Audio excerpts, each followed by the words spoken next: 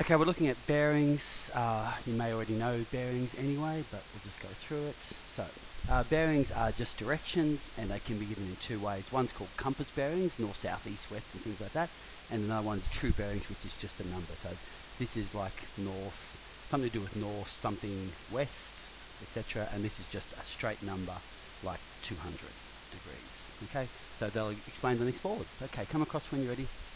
Okay, so looking at compass bearings, and as I said, they must come from the north or south. So you don't have bearings that start with east or west. They have to start from north or south.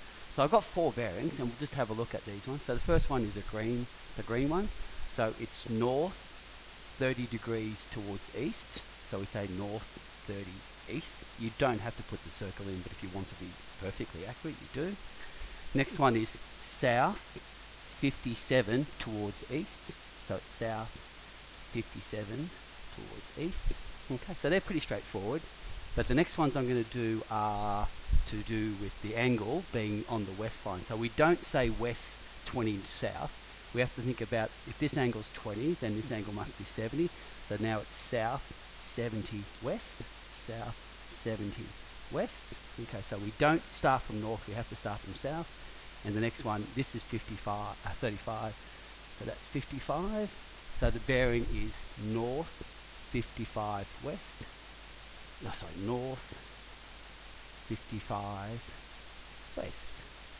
Okay, so now we're looking at the next examples, which is true bearings. Now true bearings are different. They start from north and they go in a clockwise direction. Okay, so we've still got the arrows in the area. So this is south 30 east. But another way of giving it is if you start from north and go to that line, if that's 30 and a straight line is 180, then you've gone through 150 degrees to get there. So this is the same as 150 in a true bearing. So you put T for true. Again, you could put the circle for degrees. Okay. Next one, again, this would be north 20 west. But as a true bearing, if you have to go all the way around to there, you're 20 degrees short of a revolution, so it's 340 degrees true.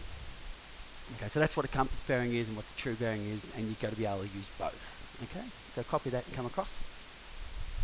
Okay, so we're looking at a word application. So in these word questions, you always have to start with a cross, north, south, east, west, and we always start from the middle across. So a cat, I don't know what a cat's sailing, but anyway, maybe it's on a bearing of south 30 west, so southwest, so the bearing is there. And again, you don't have to draw the scale, like that might be 45 degrees in reality, but you just say it's 30, and it's going 12 kilometers. Okay, so that's the diagram so far. Sails 12k, so sails on the green arrow, and south 30 west. And then the question is, how far west? Okay, so west is this way, so that is west. Okay, so then we just call that x, and then we've got opposite and then with the right angle there, opposite and hypotenuse, so it's a sine question. So sine 30 equals opposite of hypotenuse. X is on the top, so we cross multiply, and just use your calculator and you get 6 kilometers. Okay, so these are pretty straightforward. In year 10, they come out to be simple triangles, simple right angle triangles. When you do the sine rule and the cosine rule, you can have bearings questions that aren't straightforward, sine, cos, and tan, and you have to use other rules. Okay, that's it. Thanks, bye.